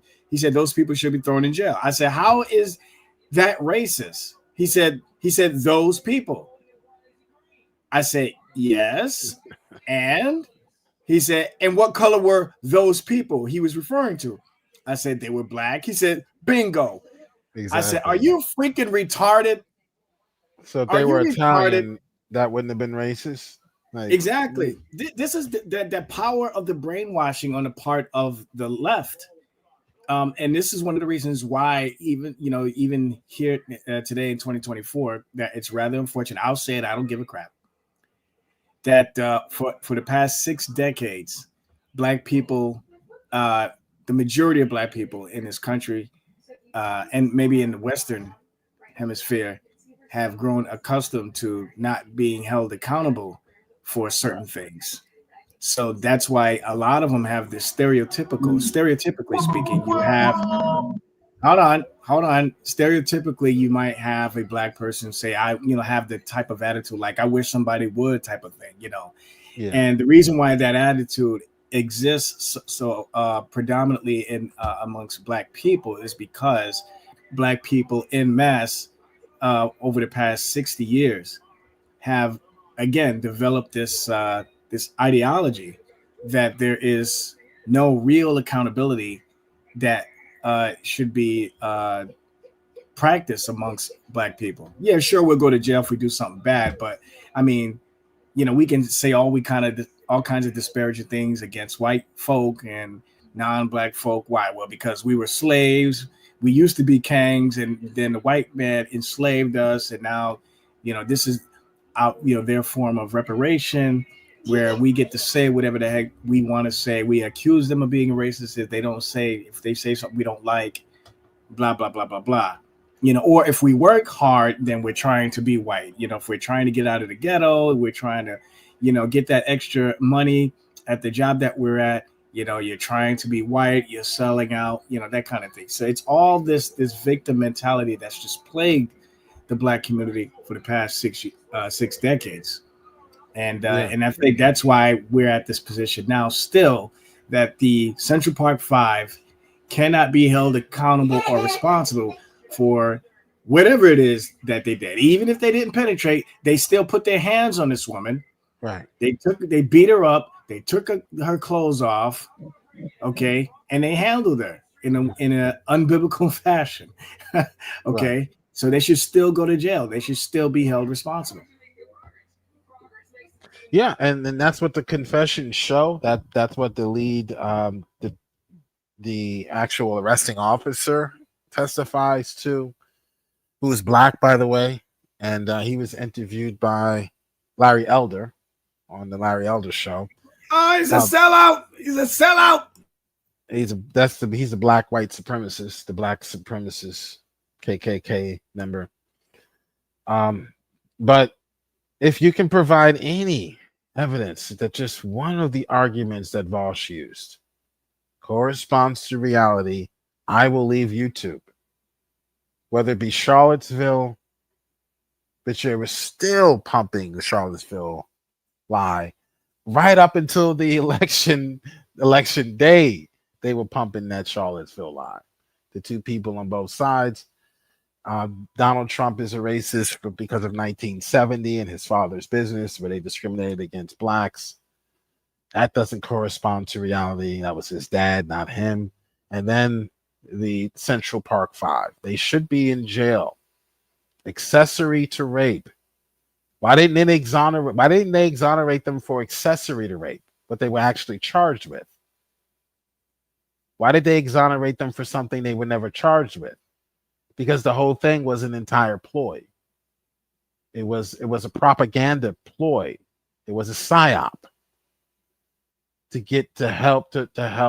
hurt Donald Trump, because they tied his comments back in '86. They tied it to the election. So they came out with this Netflix documentary and this fake exoneration that woke DAs in New York City performed this fake exoneration when they had already served their time, one, and two, they were exonerated for something they were never charged with. You got to be careful when you're dealing with liberals. They know how to work the system. This is their machine. They know how to work it. They know how to use the Soros DAs. They know how to put charges on you to go through your taxes and find nooks and crannies and things in there that aren't done properly and suggest, like they did to the mayor of New York, that you're somehow structuring, like they did to Ken Hovind. They know how to work the system. It's their system. It's their beast. They are the beast. Like, that's over a decade ago, and he's still on it. 15, more than like 20, 25 years ago. And he's still pushing that rhetoric all the way through to 2016. I don't know what could explain people's behavior when they do that over and over and over again. Shut up, liberal. All right, so that was VAUSH's. This guy's voice has got me cracking up. How he is just trying to act like he is really sincere about Becca, you know who VAUSH is, right? Oh yeah, he's probably one of the most annoying people on the internet. Yeah. Ask you, why can a person with a penis not be a woman? Because women don't have penises. Why not? Can you find me a dictionary definition of woman which includes that? I would only point to your mom. Did your mom have a penis? I'm sorry. Oh, that's what I'm talking about, baby. That's how you argue. Okay. The Tulip Challenge next week.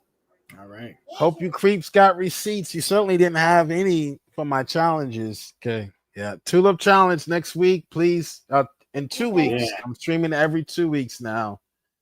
Every 2 weeks. I want your name and your doctrine, and you're going to take the Tulip Challenge If you're not a Reformed believer, I believe that you are. So part of the Tulip Challenge is to show that all Christians hold to at least 4 of the 5 points of Tulip. I would even say all 5, but I'm going to be gracious and say you hold to 4 of the 5 points of Tulip. So why do you hate Calvinism so much? That's because your professor told you to hate us. Fuck your professor. Who is this professor? I want to know who it is. Yeah, fuck your professor. We my professor. No, fuck your professor. Your professor doesn't know anything more than I do. Then the Holy Spirit reveals. I'm not talking to you, dude. I'm talking to Jack Smack. Fuck your professor. Fuck your professor. So F your professor. That's the dude. That's the dude. If he's teaching hate or Reformed theology, hate speech. Reformed theology, hate speech, Beckel. That's what we're gonna call it. Yeah. Maybe we can get a law passed protecting Reformed theology from. Yeah, let's see if we can get through to Kim Kardashian so she can make another visit to Trump. So my mind's telling me no, but that crack, y'all, that crack keeps telling me yes, gotta go.